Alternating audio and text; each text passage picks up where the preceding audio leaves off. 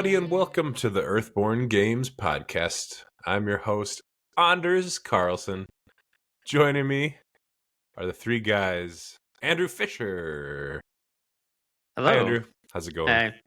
I came into this podcast a little frantic. We were just nose free-daying my baby for the first time, which because he started was having trouble breathing out of his nose, and so I was desperately trying to help Sam with that right before I came on. But other than that, I'm pretty chill. The nose Frida, for those that don't know, is like a weird suction device that you can suck boogers out of your baby's nose with.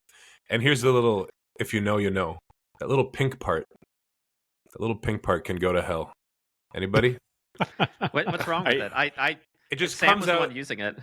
There's this little pink mouthpiece at the end of the tube part that always falls out and is completely unnecessary. You can just suck right on the tube. Probably nobody. Pro tips. Andrew probably didn't have that. He probably had one of those ball things. The bulbs. Yeah. Mm-hmm. We had both those. The tube thing's way better, but I don't remember having issues with the mouthpiece. Okay, whatever, you guys. Whatever. Well, this was our first time using it, so I can't back anybody up here. You better text me when you All understand what I'm talking about. I'll be like, that pink piece. You were right. It's a waste of plastic. This is an environmental board game you guys have got going here, card game. And we want to reduce plastic, so get rid of that pink piece. I think they already made it. in future iterations of the Frida snot sucker. Yeah, I guess I could leave an angry review and maybe they'll take it off for future ones. I'm going to Google this while you guys are talking. See if there's anybody else out there like me. Yeah, find the Reddit thread about this. Yeah, just put Reddit at the end of any search and you'll find your people. And we're also joined by Evan. Hi. Simonette. I'm holding my mic How's standing today. been going, man? Good. You're holding your mic, you're standing up? I know. I feel more alert because of it. I'm standing. I'm actually have to pay attention to what I'm doing here. Right, like how you just moved it away from your mouth. It's normal. That might not translate into how I appear, normally, but I feel more alert, so that's good, I guess. That's good. I'm glad the standing desk is working out. Yeah. If you really want to feel alert, my standing desk, they sent me a free balance board. I don't remember if we talked about this, but I thought it was ridiculous. But if you want to feel alert, balance while you do your work. That'll keep you on I your started toes. seeing, after I ordered this desk, I, of course, getting ads for desks and things. And I saw some little mini treadmill, which you're supposed to walk on underneath the desk while you're working. But I'm not going to ever do something like that. That's insane. We'll see your art take a giant nosedive after that. It's all wobbly looking. Staying on the treadmill feels like I feel like I would fall off. Yeah, it's narrow too because it's it's for a domestic space, not like a gym. So it's a lot smaller, so there's a lot higher chance of falling. In my opinion. I bet there's been a lot of falling on that. Faces crashing into desks. I think you should get it. Live on the edge, Evan. Have you been tempted to go the barefoot shoe route at all? Is that a next logical step? No. I actually my left leg. No, from the standing desk. Oh no. My left leg though is a quarter of an inch shorter than my right because I broke it a long time ago. And I broke my femur, and the femur kind of set like that. So I lost a little bit. So I think it's always affected my gait and my posture. Oh, yeah. Really? And I've definitely noticed it on the treadmill. You just don't put an extra insole in your right shoe? I should do that. I haven't. But my body's spent several years correcting for it, so now if I put a sole in there, I'll probably fall over or something. Then you'll... Yeah. Then you'll be limping, yeah. Well, thanks for being here, Evan. You just got back from vacation or something, eh? I was just up north for the weekend. Yeah, thanks for being here. Yeah. Always good to see you. And then we got Andrew Navarro. Hi. Hello. How's it been? It's been good. It's been good. I feel pretty relaxed. I have my Bavaria Gold, which this is pretty much like the best Costa Rican beer brand, not counting any like little artisanal brands. It's pretty nice. It's kind of like maybe a little step above like Miller Genuine Draft. I love the can design. Yeah, ringing endorsement. Exactly. I like it. I think it's delicious. Yeah. I'm enjoying it. This is my favorite one. I find it interesting they call it Bavaria Gold and not Oro. Like, oh yeah, why English just for the gold? Maybe because it sounds more exotic. I have no idea. Yeah, gold. Yeah, I was gonna say we steal from other languages all the time to make things sound fancy. Turnabout's fair play. Yeah, I think that's what it is. Uno. Didn't we talk about that last time? Yeah, right. And dose. Dose. Yeah, whenever I've traveled abroad, it's like they have 2 beers. Is that like one of 2 main beers? This is the third beer. They have 2 main brands. Imperial, which is like the brand down here. It is everywhere. Like they sponsor pretty much every little supermarket. And there's a bajillion like little mini supers down here. That's like the primary grocery store. Plastered with Imperial branding on the fronts. Like, tons of it. The other one is Pilsen, which I prefer as a beer. I think it tastes better. The other one's more like a Bud Light. Like it doesn't taste like anything, you know? And I think it's a 3, like the main one's like a 3-2. Like that's their light beer. It's a 3-2 beer. Okay. And I don't know, something about 3-2 beer, like it just doesn't have quite enough alcohol. Like it makes me just feel kind of weird and sleepy, and gassy, but without any of the Isn't 3-2 like no flavor grocery store legal in Minnesota? Yeah. Yep. That's how weak it is. Yeah. But Pilsen's the other one. They have a few sponsorships around, but not nearly as much as Imperial. But they've both been around for like 100 years. Oh yeah. Yeah. But they do have craft brew down there too. They do. Yeah, they do. You just have to go to like the little there are shops down here that specialize in like small local brands, and you can buy stuff of all types there. And it's good. Yeah, I had some when we were down here the first time, and it was pretty yummy. Yeah. Cool.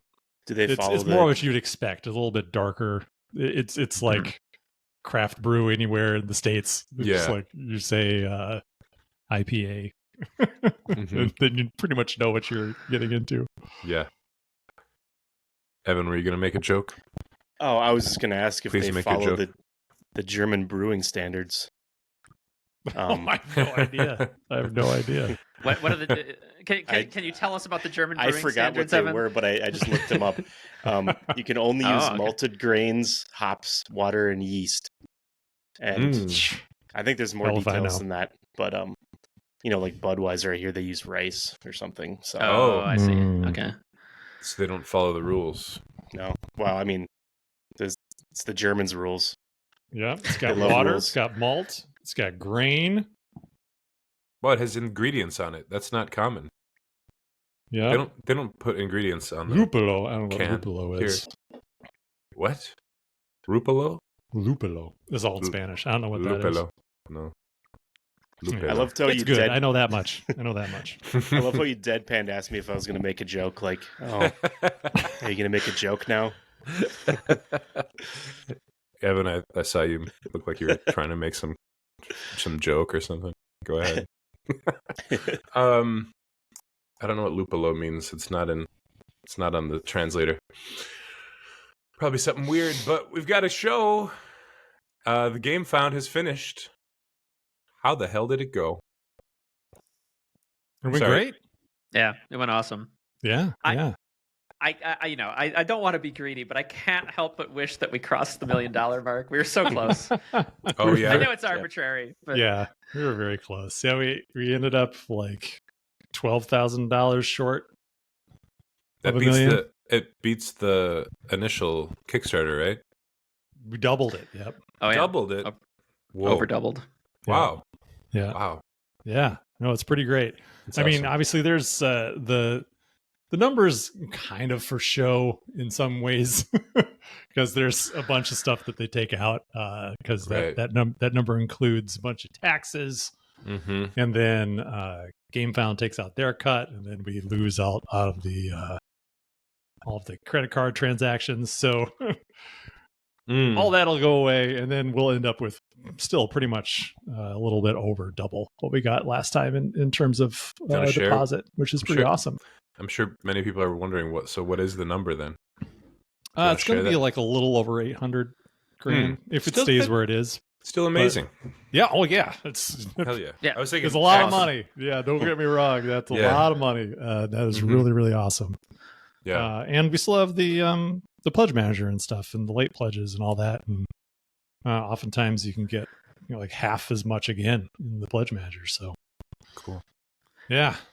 Yeah, I think Ben said in one of the GameFound comments, he made the point that like at this point with GameFound, the campaign and the campaign time is almost semantic, right? Because like you can just open late pledges, then you can open the pledge manager. People can join whenever they want, right? Like so the actual campaign markers are not like super meaningful besides like for it's meaningful for projects who are uncertain about whether or not they'll fund.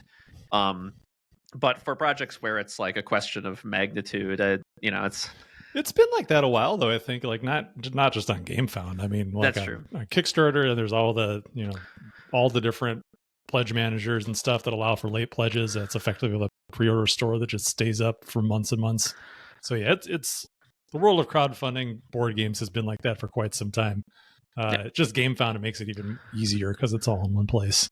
Yeah, it removes its quality of life improvements. Make the facade between this is a discrete campaign and this is a storefront even thinner. Yeah. Is all I think. Yeah. I wonder if one day they'll just turn into a storefront. They might. Yeah, I don't know. They remind me a lot of Valve doing Steam to me. GameFound feels like the board game equivalent of Steam to me. I could definitely see that. They, they've definitely made very discrete moves to like, kind of court that crowd from Kickstarter. And like, from what they've said in interviews and stuff, they sound pretty ambitious about what they like, where they want to go. So yeah, I can see that comparison. Yeah, well, they make their own games, just like Valve does. Though, granted, Valve doesn't make very many of them anymore. Yeah, I was like, do they? Yeah, what's the last one? Ostensibly, they are a game publisher. Wasn't Half-Life Alyx their last one? Oh, yeah. That's true. That was after Dota. Yep. Yeah, but still, I mean, not very many. But then they just hang back and take a little piece off of the entire rest of the industry. So. That aspect of it feels very similar to me. GameFound just signed that exclusivity deal with Cool Mini, right? Yeah, I saw that on the little thing. Yep. Yeah, that's something. I thought they just did that. I thought they did that already. I was like, I didn't realize that was news. Well, I think CMON's been bouncing back and forth, right? I don't know. I don't pay that close attention. I bet CMON played the two of them off of each other. I bet they got a good deal. You think? Yeah, I think they got a good deal. Maybe. Seaman, was that game for Dreamcast? There's that little guy. Seaman. Oh, Seaman. Okay. Seaman is like a very prolific board game publisher. They do a bunch of gigantic productions with a billion miniatures. Lots and lots of add-ons and stretch goals and stuff. Fun fact, CMON stands for Cool Mini or Not, because this website started as a parody of Hot or Not. I remember going to that website when that's what it was. Yeah. There were cool minis. I think Tim Flanders, a former coworker of ours, I think he ended up he was on Cool Mini back in the day with some of his paint jobs. Yeah, Scott Nicely, at the guy who introduced me to War Machine, he painted a lot. He put his minis up there as well, I believe. I never did. No, I don't want. I don't want to invite that criticism. No. I know where I stand, and it's in the knot.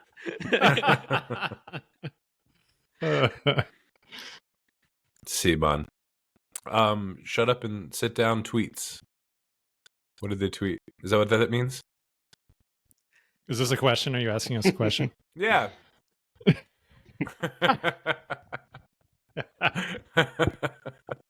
It's just something I thought out of my head. Do I need to just write up these? Do I need to write up the show notes, Anders, to just be like exactly what comes out of your mouth? Yeah, you should. Tell me more about this. Shut Up and Sit Down tweeted about Earthborne Rangers in the last hour or two, 3 hours of the campaign, maybe. Oh, cool. Yeah. It was really to give it a little push. Kind of a last minute thing. Yeah, well, just to say, hey, we have a review coming. Oh, they do? They do. Yeah. Whoa, that's cool. Yeah, but we're not ready yet. So we like the game, so we want you to go buy it. Oh my gosh, which is very sweet of them to do. You knew that this did not need to do that. You knew that it was in the works. A review. So I gotta. So I've been saying to the guys for a while, because we were teased while we were at PAX Unplugged at the prospect of a forthcoming Shut Up and Sit Down video. I had spoken to Tom really briefly from Shut Up and Sit Down at the show, because he came by and bought a copy of the game. He said that they were working on something. I was like, oh, awesome. But he didn't say anything about timing or anything like that. And then there were other people who came by our booth and mentioned that they had talked to someone that Shut Up and Sit Down, and that they were going to be doing a video soon. So we're like, oh man, cool. This was the beginning of December. And then, so we've just been waiting on pins and needles for a video from them to come out, and hoping that it might come out during the campaign. We're not necessarily in contact with them. I tried to play it as cool as possible and not ask where the video was. Just be you know what? It'll happen when it happens.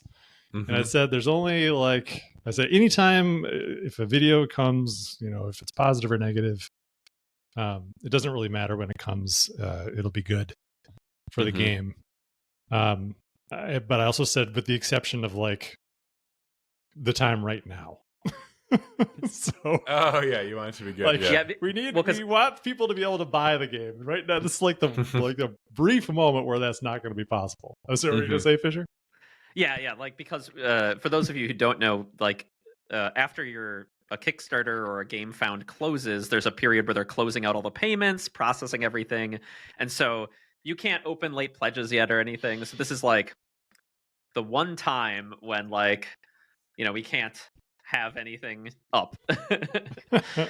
So since they try to only cover things that people can buy.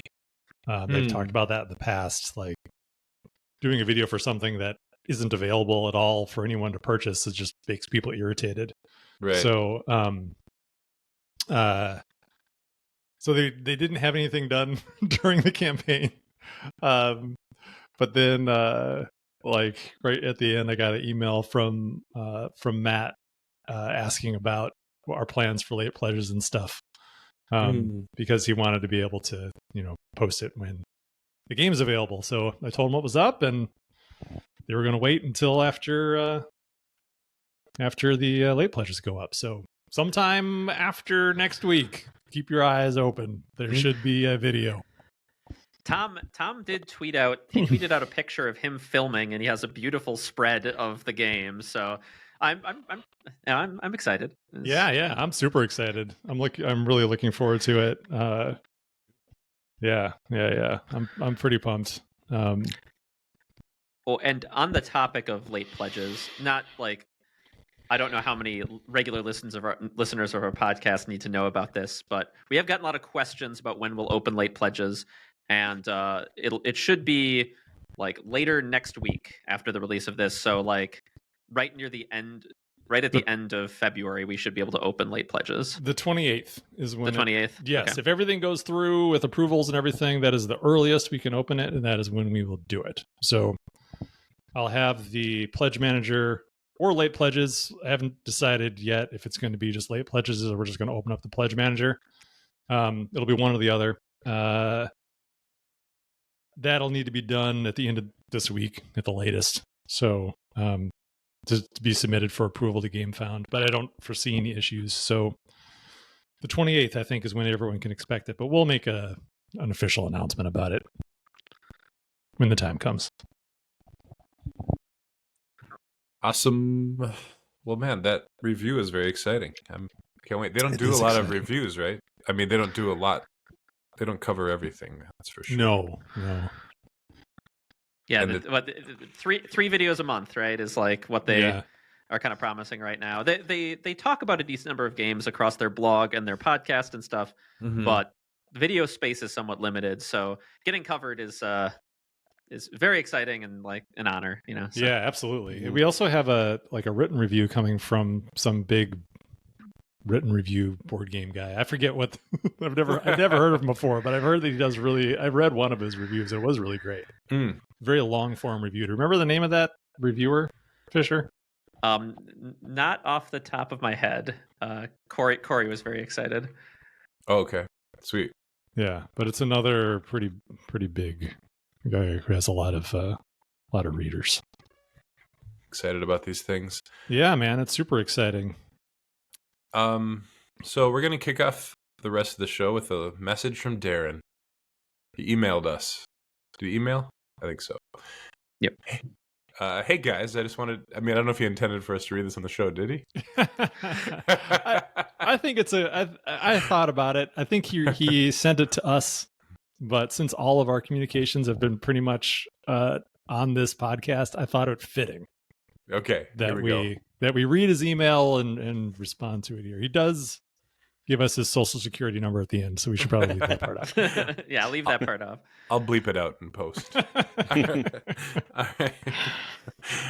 A message from Darren. Hey guys, I just wanted to give you an update. You know, I've been struggling to come up with good questions lately, and I think I've missed a couple of GameFound campaign episodes already. But I realized I started asking questions in part because I was curious, but also in part because I used to produce a podcast, and I know that it can sometimes be difficult to get good listener questions. As for the second part, I don't think you need me anymore. The community has grown and listenership is robust enough that you all get plenty of good questions. So I am announcing my retirement from guy who asks a question for every episode. I will still send something in if a question pops into my mind, but I'm not going to strain to come up with something just to come up with something. Thanks for all the great work you do. Signed, Just Darren. Formerly the Dependable. Feel like he can keep his title, right? Yeah, absolutely. He doesn't have to relinquish that title. No. Like once you're knighted, you're sir for the rest of your life. That's right. Absolutely. Yeah. Darren You'll always be dependable in our hearts. I think we should just name the whole question segment after him. You know? Yeah, I thought about that. Yeah, the Darren the Dependable listener question segment. Yeah. Like he's our sponsor. Brought to you by Darren the Dependable. I like that. Yeah, well, thank you, Darren, for all the questions. Yeah, we appreciate it. Yep. You've been very great and dependable. You'll be missed. I think he's still going to be here. He just won't send a question every single week.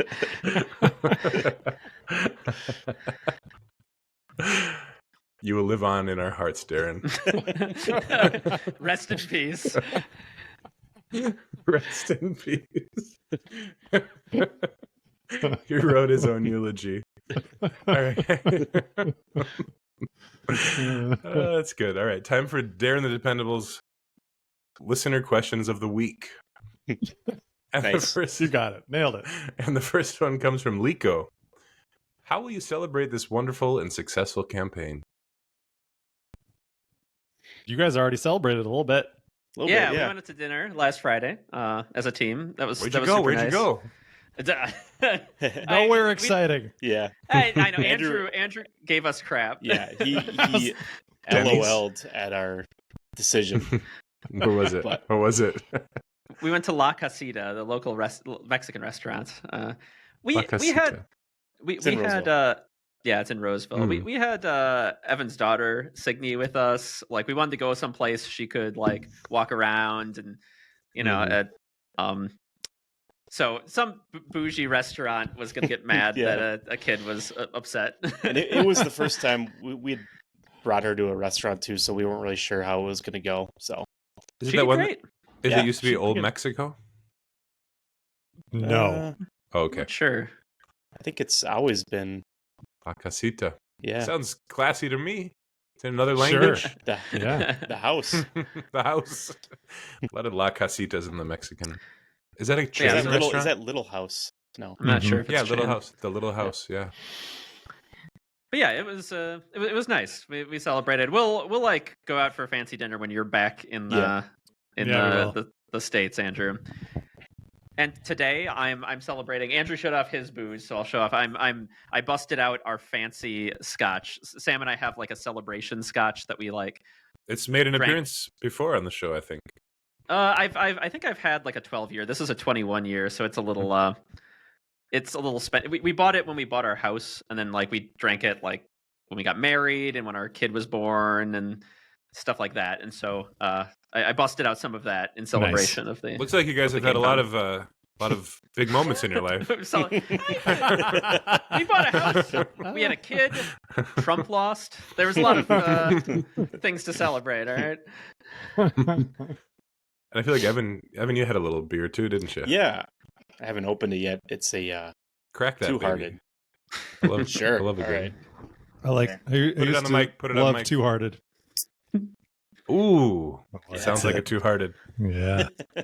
So Lico, yes, we are celebrating with this podcast as well. Yeah. I did not go out to eat, but I did. Fisher did bring me in on the phone, and I waved to everybody while they couldn't hear me speaking. I was so distracted. I didn't know what was happening, so I must have just looked distracted. Nobody likes when someone suddenly is holding up somebody on a phone, do they? Yeah. Say hi. I felt like Andrew should be at least part of the action, though. Of course, No, yeah. Discord great. would not play audio, so like Andrew's just kind of hand signaling to me. Guys gave big thumbs up to the screen, and then Yeah. It's all good. Nice. All But, right. Go ahead.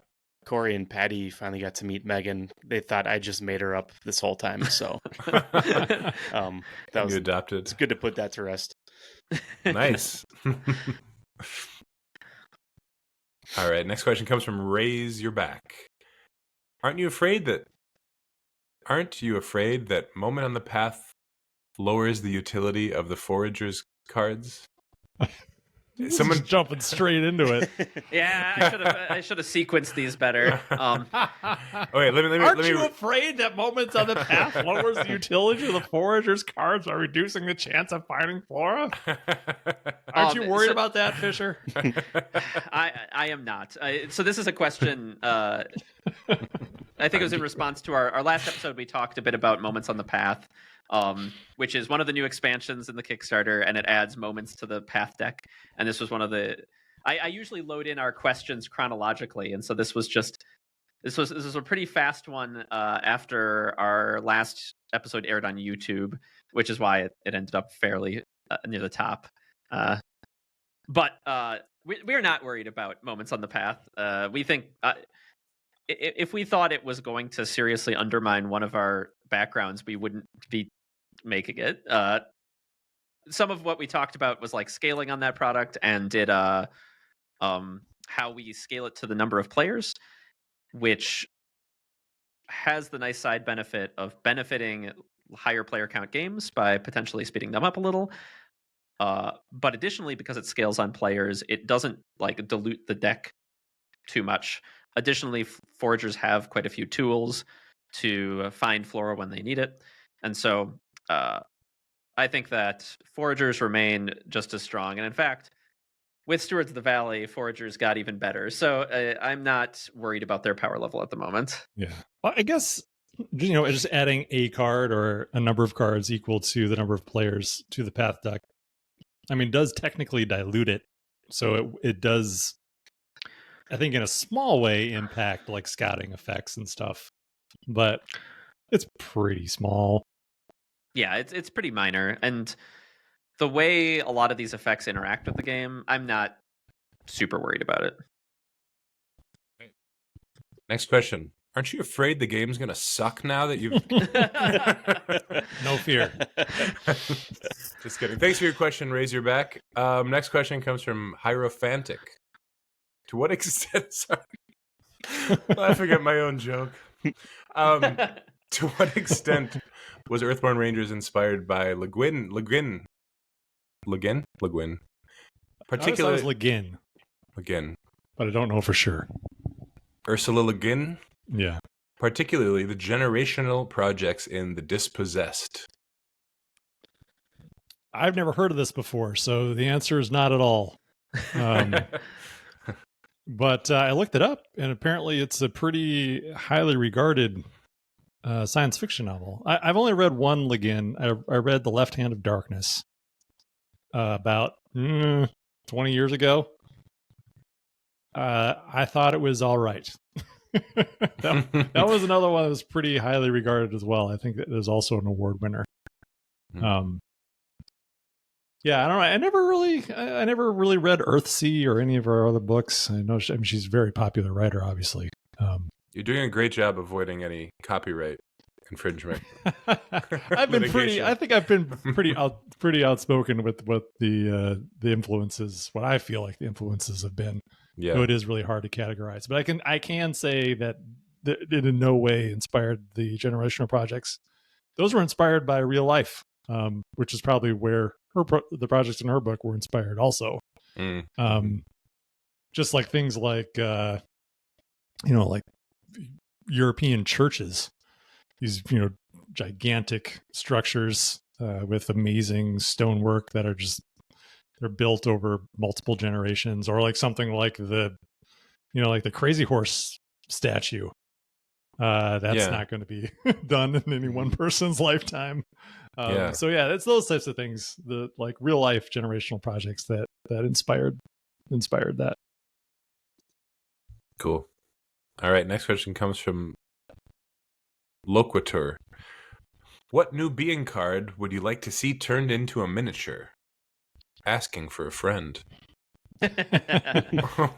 So for those of you who don't know, Loquitur Gaming is he's a member of the community. He has his own YouTube channel where he paints miniatures, and he's been painting he painted all of our pewter miniatures from the first campaign, and they look gorgeous. I think we put a photo of his paint jobs on one of our updates, where we showed our add-ons update. Yep.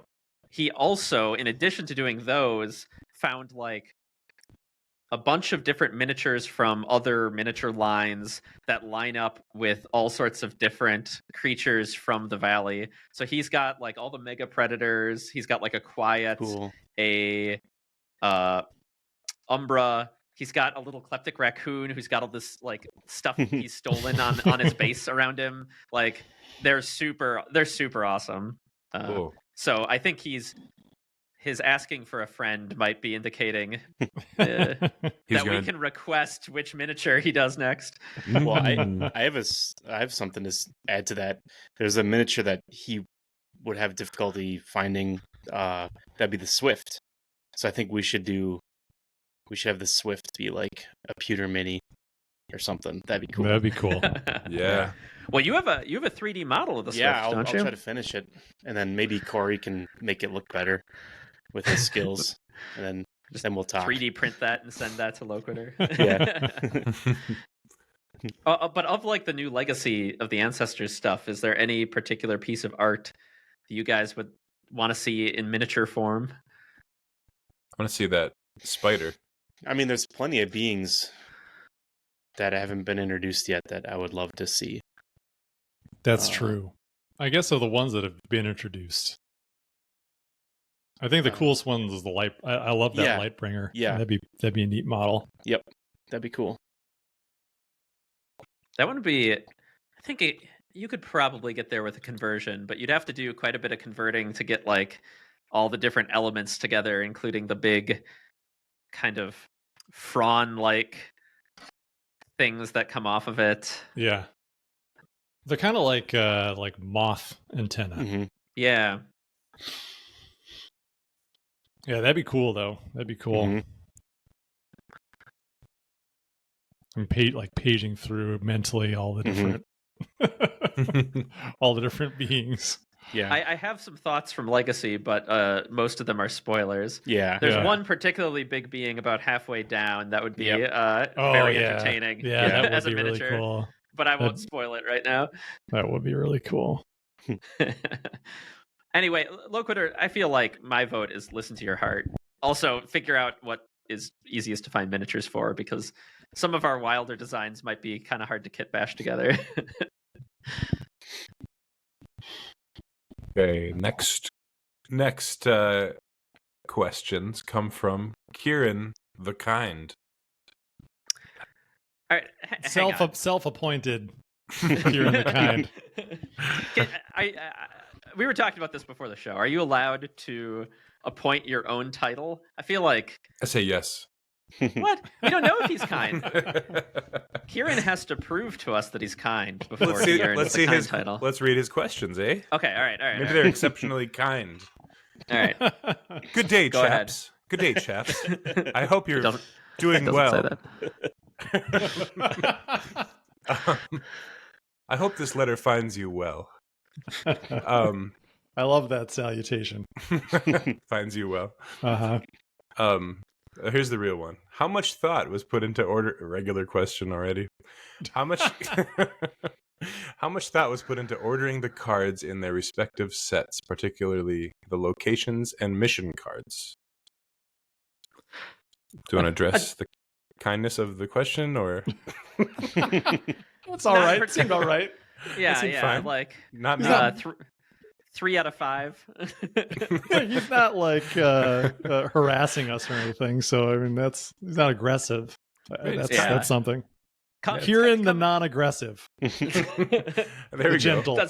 Doesn't have the alliterative. I mean, it sounds like he's suggesting that maybe not the full amount of thought was put into it, because he's asking how much thought was put into it. You're right. much That's thought? 2 out of 5. I see. It is suggestive. So to the question, a medium amount of thought. So there is a deliberate sequence to the location cards. It basically goes that all the pivotal locations, and then it roughly goes from north to south. The mission cards kind of go through the story sequence, and then roughly the side mission sequence as you'll likely run into, in the order you'll likely run into them, with like a couple very common ones like Journey, which shows up everywhere, I think is right at the start of the set, if I remember right.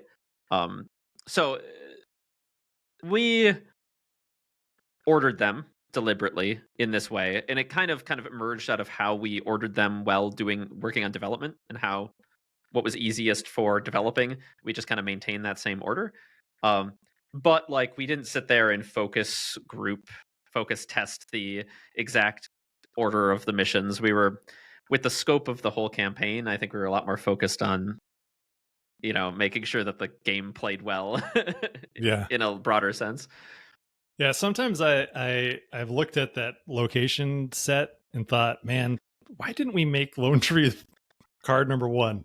Yeah. Cool, because White Sky was kind of card number, that was like the location early on. Like that was the first place that you went. So it made sense. And it just kind of stayed there as the first one. But in hindsight, Lone Tree should probably be Lone number Tree 1. should probably be number 1, but it's fine. I considered, like, should we change that for the second printing? Like, nah. There was one set of cards. We reordered like all the Ranger cards. Ranger cards started, they were kind of like a lot of the Ranger cards went through a ton of iteration. Yeah, a lot of people touched them. They, you'd pop one in, pop one out. So they, during a lot of development, were in a complete nonsense order. Yeah, they were. And at a certain point, we were like, okay, we need these like sequenced nicely in like ordering the aspects the same in every set and everything. And we went through and like fully did a rearrangement on them. But for a lot of development, those were all over the place. Yeah, I remember that was something you did near the very end, was sequence them by aspect. I don't remember if that came out of playtesting or if that was just a decision you made. No, it makes a lot of sense. It came out of our own sanity. I think like you and I were like, we finally need to do this.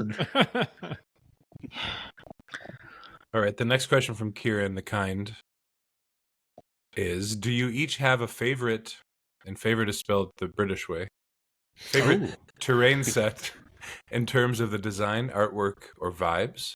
I've enjoyed the lakeshore the most, with the relatively harmless kelpweed, and the cute lutrinals. That was so nice. Yeah, this is a 4 out of 5 kindness question. Yeah, for sure. I would say the kelpweed is entirely harmless, not relative. I don't know what it would harm. I guess it could. A really I guess nice it guy does. like Kieran. It does interact with the lutrinals in a way that could be irritating. Right. Oh, that's true. Yeah. So it is relatively harmless relative to your situation with the lutrinals. Evan, what's your favorite terrain set? I think the Whispering Field, or the Grasslands.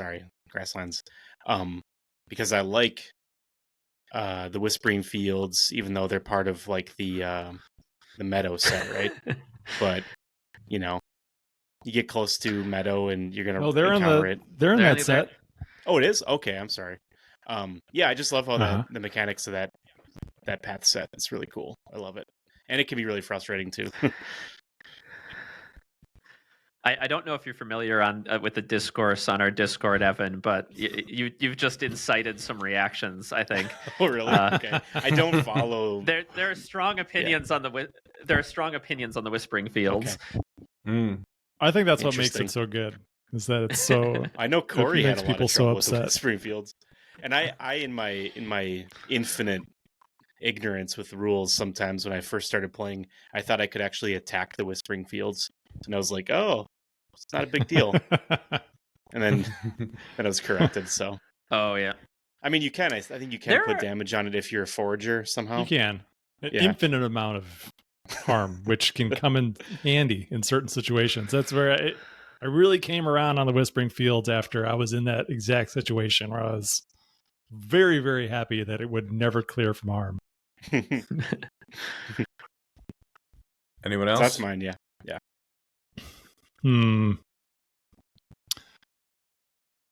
I think my favorite is the swamp. I like the swamp a lot. Yeah, it's fun. It's so scary. There's so much going on. It's all hydro worms. It is. There's a lot of hydro worms. There's a cool like secret path. There's like cool ruins to Unstable explore reactor. that change based, like what you experience from them changes based on where you encounter them. I think it's a really cool set, and the fact that there's cool stuff to discover in it, I think makes the fact that it's full of hydro worms that much more interesting. And black mud, it's like half black mud and hydro worms. So like a lot of terrible stuff, but if you're prepared for it, it's not the worst, and there's really awesome stuff in there if you can find it. So I like that one a lot. It'll surprise no one from Andrew's answer to this question that he's like, whenever he'll get done with a playtest session and he'll be like, oh, like this punishing thing that happened and this punishing thing happened, and I was just getting like my ass absolutely handed to me, and I'm like, okay, do you think we need to adjust the difficulty and all? And he's like, no, it was awesome. It was great. More of that. It's memorable. Yeah, it's really memorable. Yeah. Mm-hmm. Yep. I find it ironic. There's not really that. This hasn't been discussion around our game found, but in the Kickstarter, when we were originally kickstarting the game, because of the theme, there was a lot of like worry about, will this game be challenging enough, right? And I think people who now have played the game know that yes, it's plenty challenging, but it was just funny because like we'd be like testing stuff like the swamps while we're responding to questions like, is this game challenging? And it's like, oh yeah. Well, again, it can be if you put yourself in that situation. Yeah, totally. It's also challenging depending like what path you're taking to a location and what happens at that location, whether it's a mission or something. That can really be unexpectedly difficult, at least in my playthrough. So yeah, no, I think that's part of the fun of like later plays of the game, is realizing that the path you come in on to do certain things really matters and can vastly change your experience or make it easy or hard.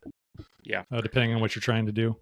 I mean, I considered going through a ravine and a mountain to enter a place rather than through a river. Just because I was having so much trouble with the river. Yeah, can be a little tricky. Yeah. Anders, did you have a favorite terrain set from your time I with feel the like game? I haven't. I still got it. It's still set up at my sister's house. I got to get back to it. So I've only experienced like a couple terrains types so far, so I don't feel qualified to answer this one. So the woods. Yeah, woodlands. Yeah, the woods and the water. The lakeshore. Lakeshore, yeah. I would have figured you would have said the ravine because you hear that's true. I should have an said, amazing artist worked on that set. Absolutely. Sorry. Thank you. We should have writing sessions before the show officially. So you can give me these one-liners. Because I write all my own material. Yeah, no, definitely the ravine. Hell yeah. That path set rocks. Fisher, you didn't answer, did you? Yeah, I'm gonna cheat slightly. Okay.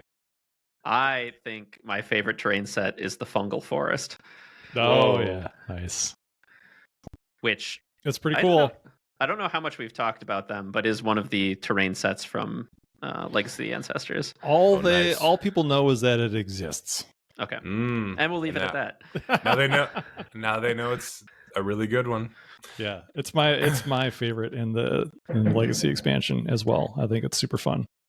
Sweet. As with several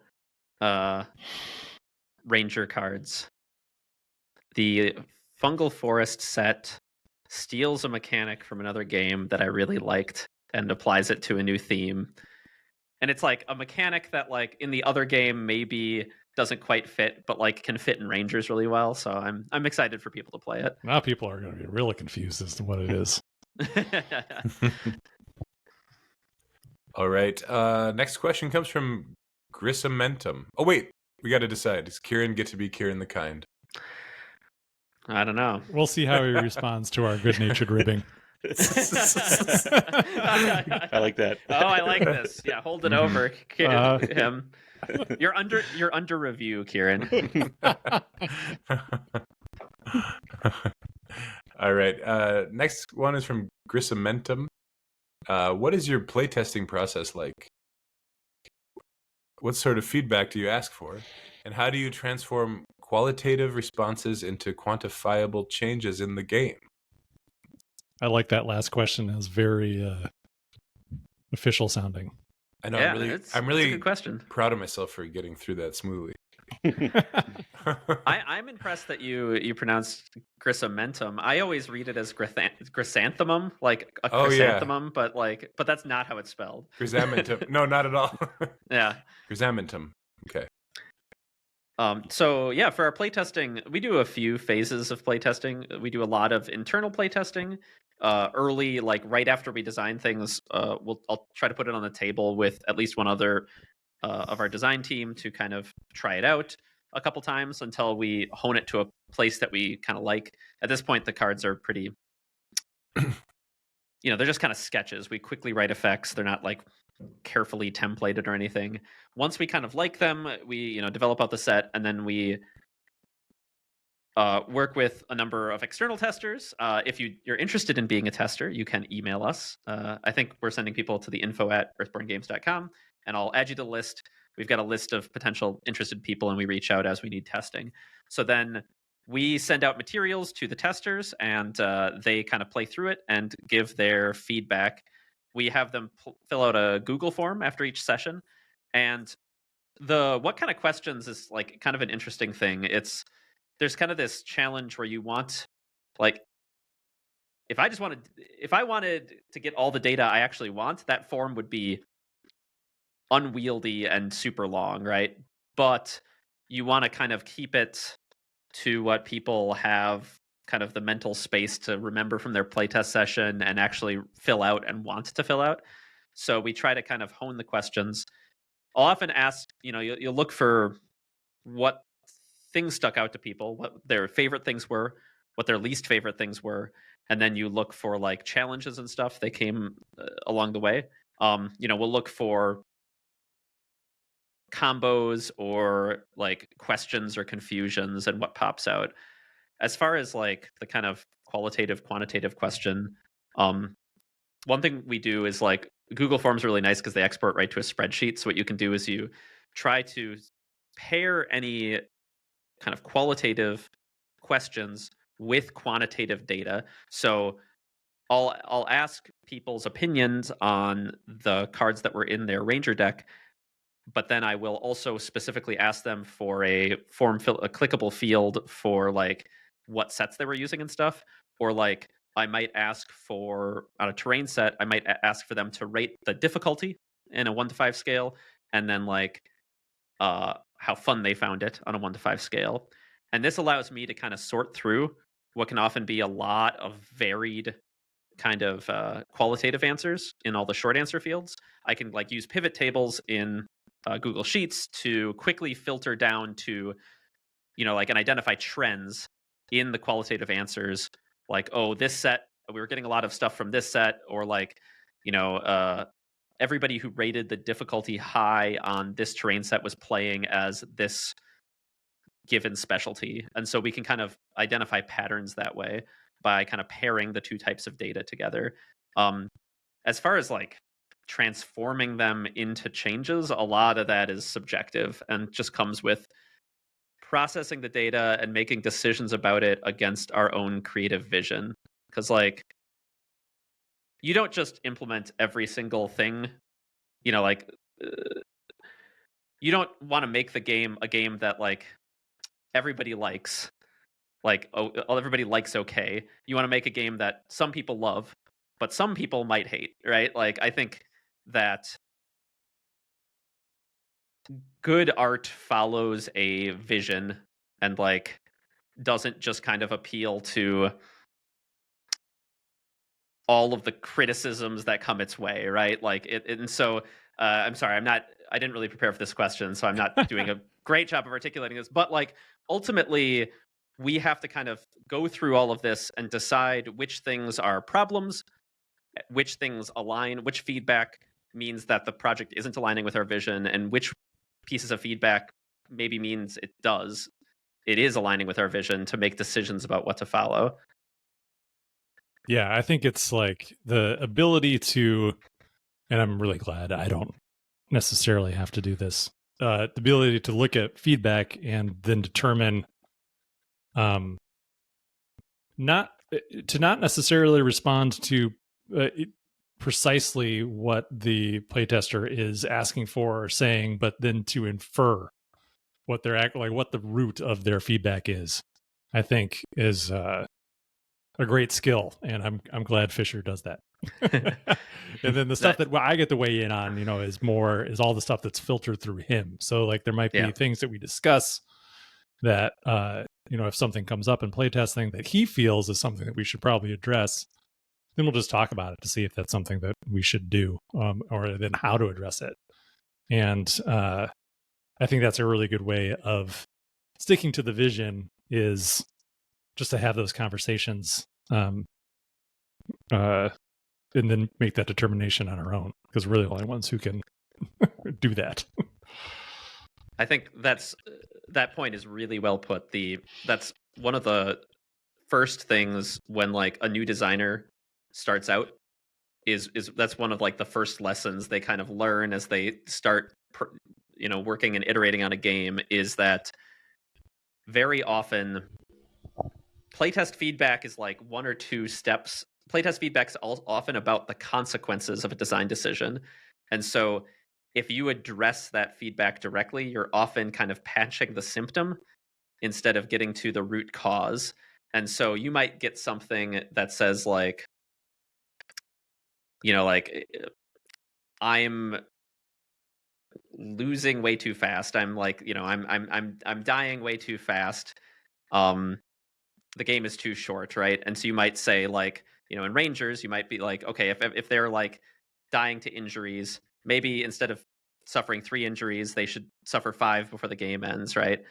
Instead of like, that might be the quick patch, instead of asking like, why are they suffering so many injuries, and trying to kind of identify patterns maybe up the stream that are maybe causing this in the first place. And so to Andrew's point, a lot of it is like trying to kind of think critically about why these things are occurring and finding patterns.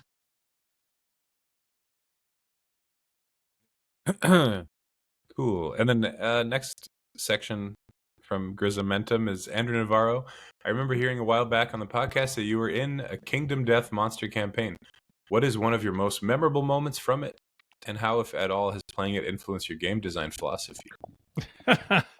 Man, there's so many good, memorable moments from that. Nothing can top, though, the very first time I ever played the game, which I think I've already talked about on this podcast before.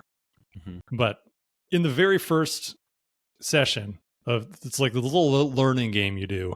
Mm-hmm. You are equipped with effectively nothing. You have a rock, you have a pointy rock, you have a loincloth, and that's all anybody has for their gear when they go out in this initial hunt and you fight this white lion.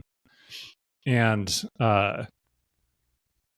it's set up for you probably to maybe die, everyone die, and just kind of teach you about how that whole process goes, because you can kind of get wrecked.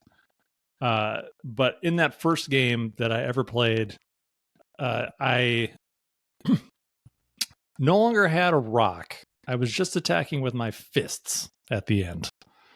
And I rolled a critical. So you draw from the like this little deck, this hit location deck, where you hit the monster, and they're all unique based on the monster. They all have goofy names and various things that happen when you draw these hit locations.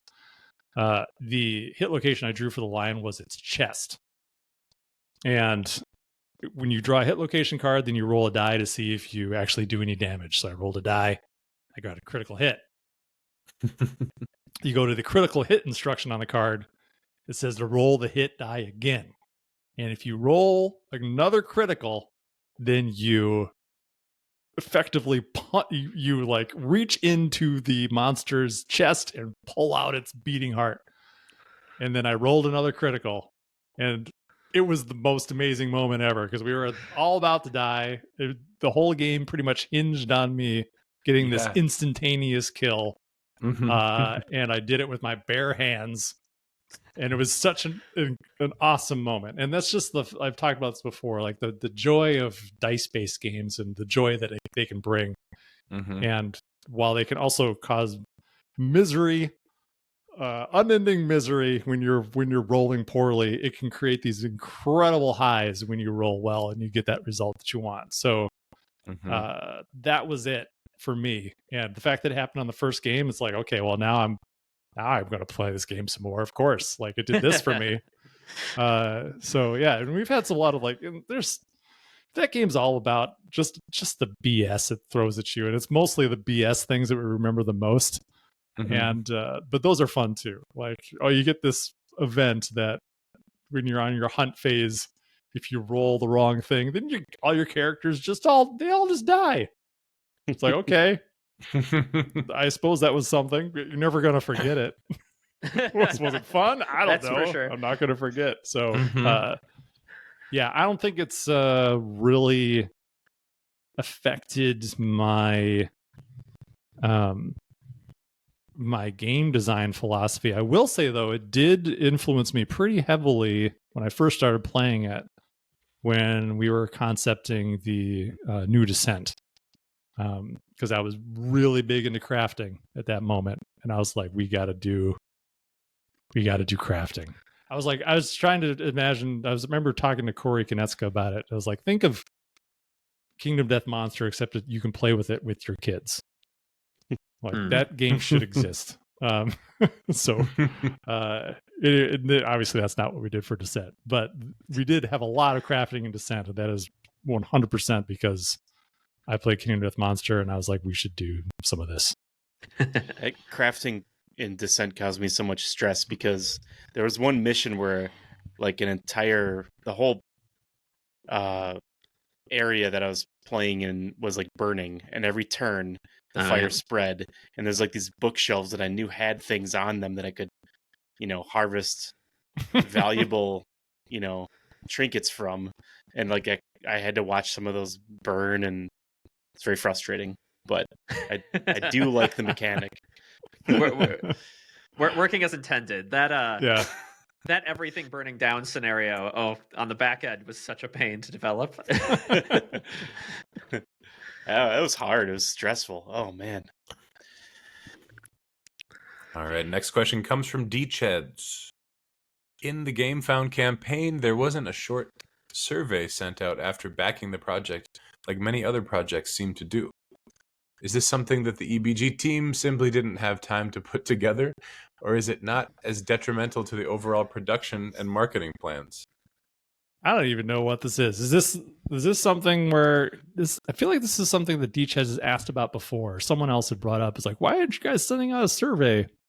I would say because I don't like survey. I don't know. I never consider it. Like, I don't know what we'd find that we'd be able to act on. Or would matter at all. I don't know. Like, where did you find out about us? Like, why did you back us? I guess you could ask those types of questions. But I don't know. I don't think I've ever filled out a survey from anyone after I backed something. So we must not be the only ones. Yeah. I'm trying to think. I've only backed a few Game Founds, and I can't remember. They never told. So yeah, Game Found was pretty responsive with the feedback as I was putting the page together, and they made a lot of really good suggestions, but at no point did they ever suggest a survey. So my guess is if it was part of their like best practices, they probably would have said, hey, send out a survey. It's definitely not something that you can automate through GameFound. We'd have to do it ourselves, I think. At least as far as I know. All right. But this goes to show you how much we like analytics go into our marketing, which is to say none. Right. Yeah. Yeah, it's funny because like we have friends at other studios, and like one of my friends who runs a studio who does fairly large crowdfunding campaigns he is like marketing driven, he is numbers driven, and like he's got the analytics, the ROAs, everything, right? And so like when we talk, it's very much this contrast of like this guy who knows all the numbers versus like we're like we're hoping people like our game, we're trying to make the best game and we think people will pay for it. Yeah, like I don't know if we'd really change anything based on anything that we learned through that, just because of all the marketing was so organic and so just grassroots. Well, like one thing I was saying to him that this is a theory, I don't have a lot to back this up, but like one thing I love about Earthborne is the community. And I think we've found a lot of people who really resonate with the game and like who are very cool and in tune with like the vibe the game is trying to put out.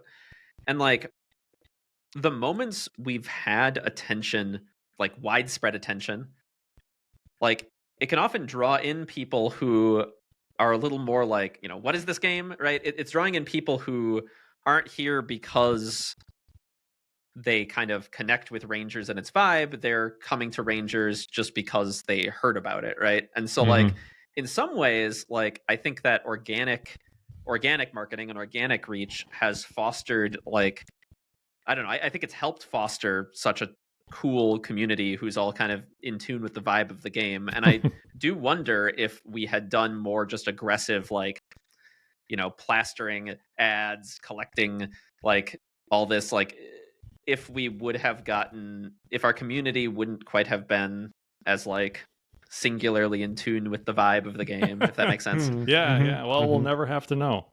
That's true. You got the good one. We do. All right. Next question comes from Dragu. Final question. Do we have any examples of design changes in the past from a certain or any number of cards at any point during development? What was the reason for that change? Is there a word missing here? No, I feel like maybe there was maybe he had some other context around that. I don't know. But I think he was saying, like, now that he's seen things, like he's seen that some things have changed from when we did the, like the Kickstarter to the release. Maybe he's wondering about things we showed at the Game Found and if maybe those things would change and why we make those decisions, I'm guessing is what he's asking. Yeah, I think it's just a curiosity about like the development process and how cards change as we work on the game. If you haven't, it doesn't like get into the nitty-gritty, but if you haven't read it, like go read Andrew's article. What's the title of that article you wrote, Andrew, about the early process of the game? The Bringing the Game to Life Part 1. Yeah. So it's in our Game Found articles. Go read that. Like, I think when we talk about like changes to the game, that will help give you an idea of the scope of that.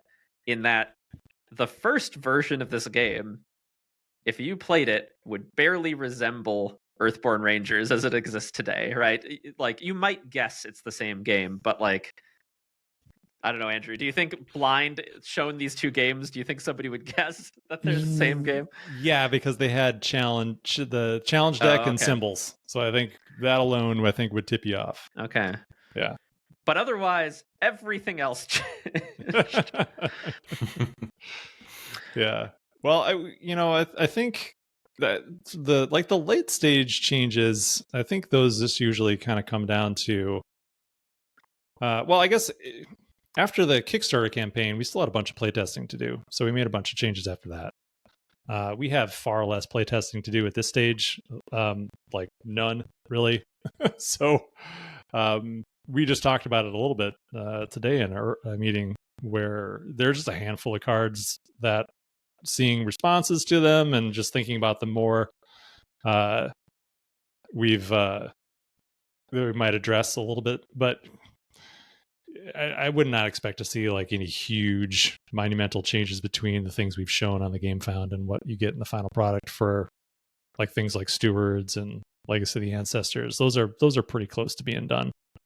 Any changes we make might just be because of theme or a card title change or just clarified some wording, stuff like that. But not anything major, I would think. It looks like he's kind of asking about stuff in the past, though, as well, right? He said like design changes in the past. Yeah, well, I mean, the different versions of the game obviously required brand new cards almost entirely. Like the Ranger card pool, I remember when you came on board, Fisher, like that, almost that entire card pool is gone. There are like at I least said almost. Yeah. There are some that in name and in spirit remain, you know. Yeah. But very, very little made it through. Yeah, so it's a difficult question to answer because of that. Because like a lot of those changes, we could tell you maybe about them if we remember, but like they're going to be meaningless to you because the game didn't resemble what it does now. Getting a little closer to the game, I don't know, like some large scale changes. The game involved a lot more ability to regain energy for a long time. And like kind of, but it's this weird, it felt good to get more energy, but the end result is optimal play meant you just like constantly got more energy and so the round never ended. And so like there was kind of this counterintuitive, like not necessarily directly thematic loop of play of like, energy generation so that you don't draw more path cards, so the game just stagnates. And like, even though it felt good to get energy, it ended up in a worse game experience. So energy generation, you'll see, is incredibly highly costed in the ways, like, it's very difficult to pull off. And that was one thing we pulled way back on. Honestly, I think some of the more notable things, the things that stick out to me now that the game is out, are the things that didn't change. Like the infamously powerful Oru. There was a point during development, and this memory will be forever burned in my brain, when like the playtesters were talking about it, and I went to myself, should I nerf Oru? And I was like, I can't nerf the cute dog. And so Oru didn't get nerfed when probably should have. Yeah, I think it's all right though for the people who like playing with Oru. They depend on that dog to do everything they do, and if it didn't do as much as it does, they'd be like, this game's too hard for me. So That's true. think it turned out just fine. Easy mode. Yeah, like I've said before, like I just took Oru out of my deck eventually because I was like, I just don't want to do this anymore. And I liked it after, like, I liked it for a while. I was like, I want a little more challenge, so I took him out, and I think that's the right approach. Cool. Thanks for everybody's questions this week. Let's move on to stuff we're into. I'm really excited to hear what Evan has to say. But I'll start with my indie game corner. I've been kind of slacking lately, but I played some Noita, which I've always dabbled in here and there, and I really want to like that game. It's very cool. What is it? It's hard.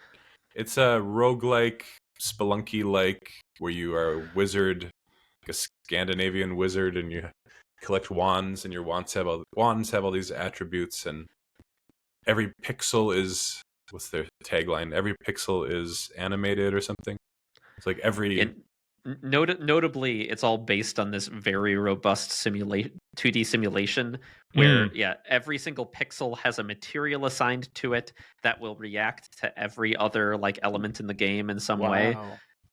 I actually saw the developer of this talk at GDC, and he was just like one of those people where you hear him speak and he's just wickedly smart, right? And like he built this whole... It was like, this simulation. And then there's these like the wizard game basically exists for you to throw around wild elements to cause chaos in the simulation.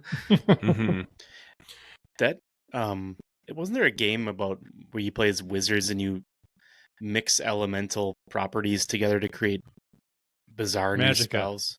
Yeah, that's what I thought of. And that was a game before I had a more robust machine. I had an iMac and I really wanted to play it, and I haven't played it yet. And I can now that I have like something that can probably handle it.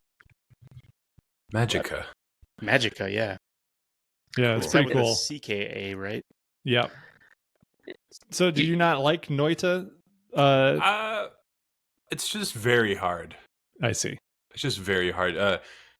I just can't get like a control scheme that I like. It's meant to, like, you can kind of fly. It's like 2D, so you're flying while like it's important to be kind of hovering while also aiming your wand and everything. It's hard to feel like I could ever be good at it, like the actual dexterity part of it. But it's fun. Like the music is cool. It's just got it's good. It's definitely a good game. Maybe too hard for me. And then I watched this. There's this YouTube channel I like called New Frame Plus, which kind of dissects video game animation. And he just came out with his like best of 2023 list, and I highly suggest watching that. It's called New Frame Plus. I like all his videos, but one game that he suggested is called Sanabi, and I downloaded it and I played like an hour. It seems cool so far. It was in his like best pixel art animation category. But kind of looks cyberpunky. What's Sanabi? Yeah, it is a little. What kind of game is it? It's kind of like a side-scrolling. I don't really know actually. There's like a father-daughter dynamic that's been really cute. It's one of those games that opens with a lot of just story. You'd never get to control the guy yet, which I'm usually not a fan of. But I really liked the dialogue, and it has this like cute father-daughter dynamic. So I'm always down for that because I have a daughter. Speaking of my daughter, my last thing that I did was take her to the dentist today for the first time. Oh, fun. That was super cute. She was such a trooper, and she just like got up on the chair and just opened her little mouth. Tell she was scared, but she was like, "I'm doing this." Nice. They give her the big glasses, big sunglasses. Yeah, she had little sunglasses on. It's so cute. And then we went to the conservatory and saw the sloth. Nice. And she cried from the sloth, but not from the dentist. Was she afraid of the sloth? She was into it for a while, but then it like dropped its leaf of lettuce on the ground. And I think she was sad that it lost its lettuce leaf. Aww. Deep compassion for the sloth. Yeah, she's like, how's it gonna get she kept asking, like, how's it gonna get that lettuce back? Oh, like, man. You see sloths, they go down the tree at night. Only once a day. But yeah. That's what I'm into. How about Fisher? You've got a couple things on here that I'm interested in. Oh yeah, so I game wise, with the kiddo, I've been playing like little games. I still have yet to start Baldur's Gate, but I play little games that I can fit in here and there. One I've kind of checked out is called Thronefall. I've had my eye on that one for a while.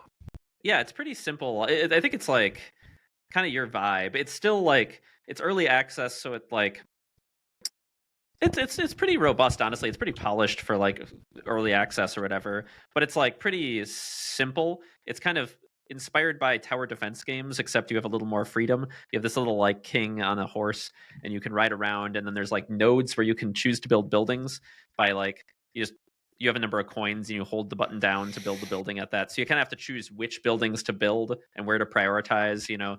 It kind of sounds like a 3D Kingdom. Have you ever played Kingdom? Yeah, that's a good comparison. It's it's kind of like a top-down Kingdom. Cool.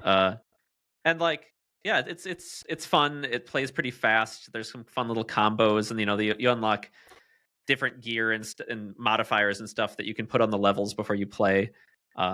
As you kind of build this little kingdom and then defend it against attackers. So it's been a nice little game to fit in between those kind of games. Between like, life steal my life. Like I get so hooked on those games. Do you ever play Kingdom Rush? Yes, yep. So bad, guilty pleasure. Well, and it kind of like the loop. You know, it kind of reminds me of your probably. I think the game you at least gushed about the most on the podcast, Dome Keeper. Oh, which, yeah. It kind of has that same loop, like about that same time, takes about that same time to play. Mm-hmm. You want to go in with different modifiers next time to see how it changes, that kind of loop. Oh, so it's a roguelike? Not level. I wouldn't quite call it a roguelike, but it has that similar pattern. Like it's not as randomized. Cool. The other game I've been playing lately, it's not quite the same types of games we talk about, but I've been playing Connections from the New York Times. Didn't I talk? I think I talked with this last week. I heard about it from you. Okay, yeah, never mind. Carry on. No, what do you think? No, yeah, I've been really liking it. I think it must have been the last time we recorded. I started playing it, and I got my dad playing it. I got Sam playing it. You know, and like both Sam and I will play it, and then we kind of talk about it. Did you play it today? Day. Yeah, today. The dating app ones. That made me mad. Hey, spoilers! I haven't done mine yet. Oh, do you do it? Yeah, I do it. Oh, okay. I was like, not as much, I guess. we were debating: is it procedurally generated or is it human created? And the dating app, red herring. I feel like that is evidence that it is human created. Surely. It always says who made it. Oh, does it? Yeah, I think so. That's cool. That doesn't mean anything. That could be. I bet it's made generated by and this they curated. artificial person. Yeah, true. What, Evan? I'm sure that's like there's an aspect where it's generated and then it's like curated, maybe, you know, and fine tuned or something. I think it's written. The red herrings in there are very like clever. But I guess AI is pretty dang good these days. Most people. So the thing about the dating apps today is most people put the red herrings and they make them. So you need to find for those of you who didn't listen to last episode where Andres explained this, you need to make these sets of 4 connected words. And most of the red herrings will be 3 words. Yeah. And so you like you get excited because you think you found a pattern, and then you can't find the 4th word, and you realize that it's a red herring. the person who put the dating apps in today put like 6. Yeah. And none of that, and dating apps was not a category. Sorry, Evan. Here's where they might get away That's with right. it, is that they weren't spelled in the way that those dating apps are spelled, with like missing vowels. You know how they do that sometimes. That's true. Like Tinder with no E. Though I don't know if that's actually how it is. Anyway, connections rules. It's really fun. And I love the social aspect too, of like talking to other people about it. Yeah, that's been having that conversation like this one is a lot of the fun of the game. But yeah, other than that, my mom moved in last week to help with Wyatt, so that's been fun. Like I haven't, I lived with her like 20 years ago, and so it's kind of cool to. It's nice to have her around to help with Wyatt, and then also just kind of cool to connect with her in a way I haven't been able to. Nice. And so, unfortunately, I think I mentioned many podcasts ago, we were redoing the basement so she could live down there. It's not done, but so that's ongoing. But she did move in, and we made room for her. She has to finish the basement so she can live in it. Yeah, that's part of what she's working on. All right, Evan, it's time. Okay. Or wait, did you have one more? You didn't have one more, did you? Mm-mm. Okay, Evan. Go ahead, Evan. It's not that big of a deal. I just didn't have anything. I got nothing going on in my life. Yeah, there's nothing I'm into, other than in 2 weeks, Final Fantasy VII Rebirth comes out, so I'm just kind of waiting for that. But anyways, then you can talk about that every week. I was up north with Megan and Signy at her parents, and there's this sort of annual tradition, although we didn't do it like last year, where we make this meal called Kroppkakor, I think it's pronounced. What? Say it again. Kroppkakor. Kroppkakor.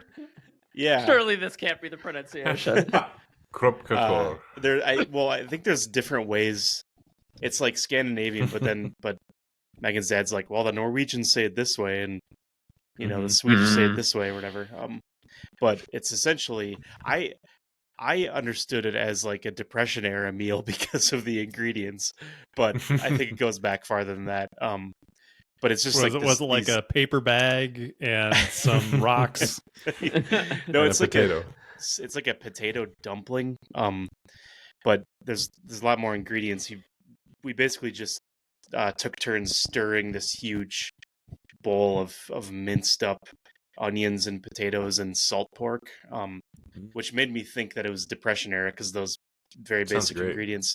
But then you throw in like an egg and flour, and we also put in oats, I think, and you just mix it until it has this certain consistency, and then you just boil them.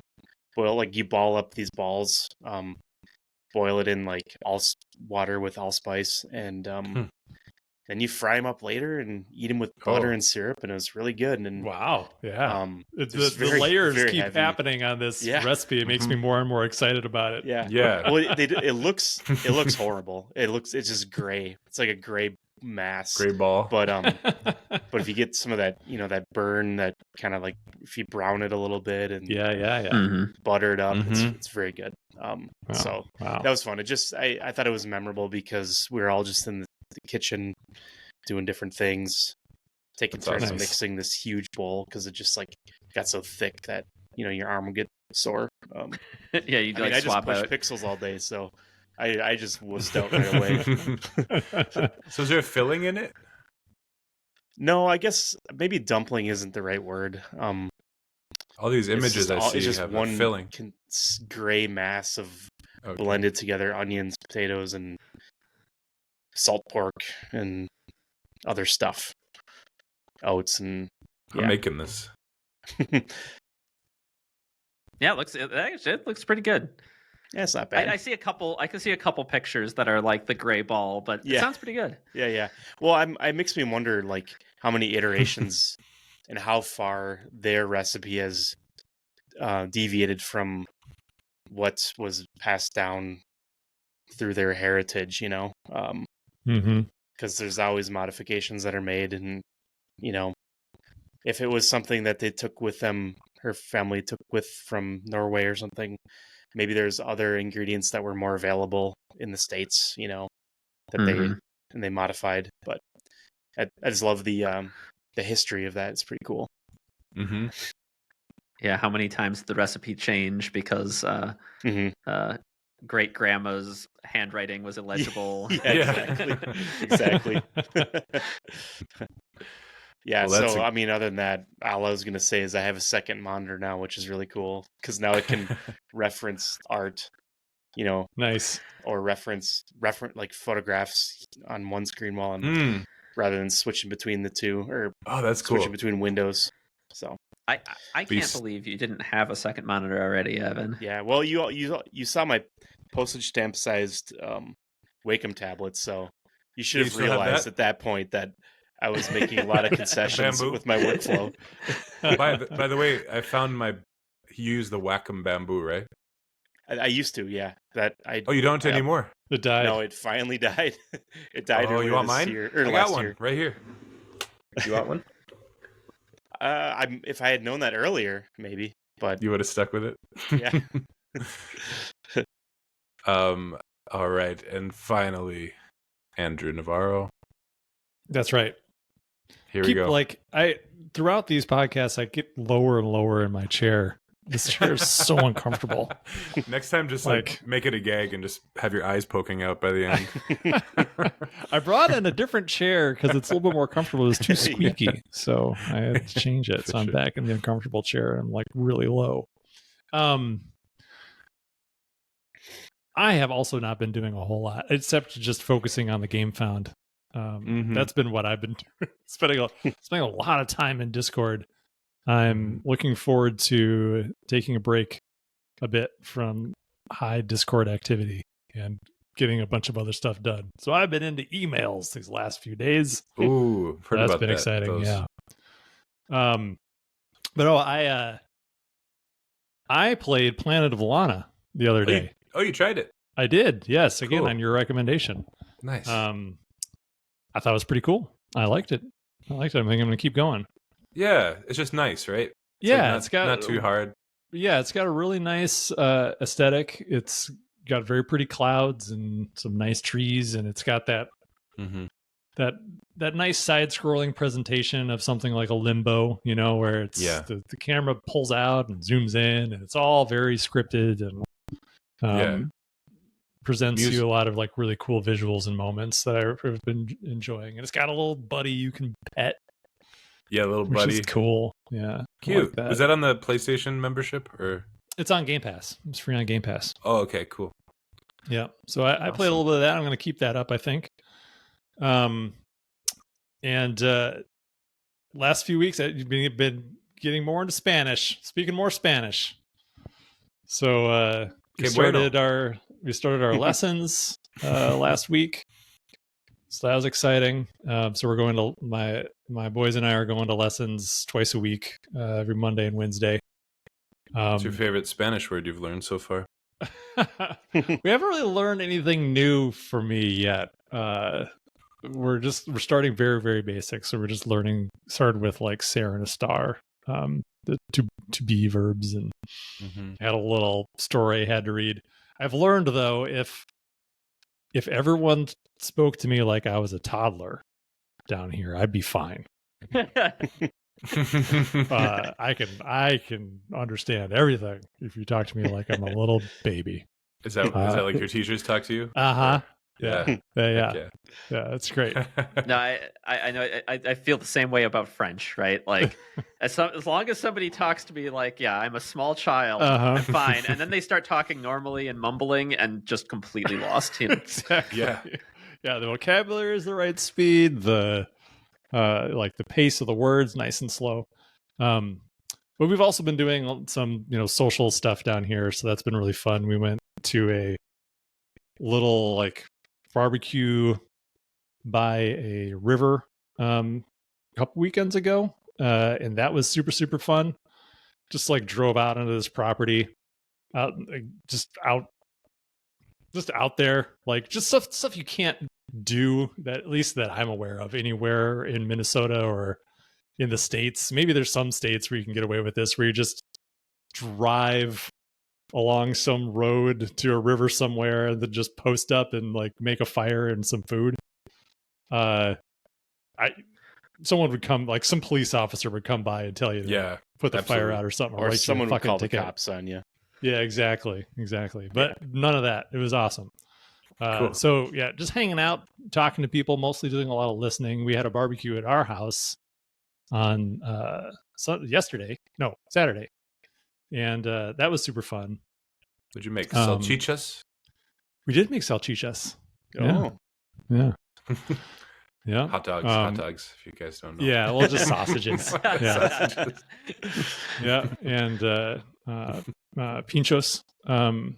It's pinchos. But yeah, just lots of meat. Had a lot of meat, salad and stuff. Yeah, that was super fun. Just talking and hanging out. Again, mostly listening, but I've been having a good time with that. And Sam, our youngest, he started school at a public school last week. And really? Yeah, just throwing him in. Dang. Yeah, Rachel got him into a school, so yep, he's effectively repeating 6th grade, but the goal is not for him necessarily to learn subject matter; it's to learn Spanish.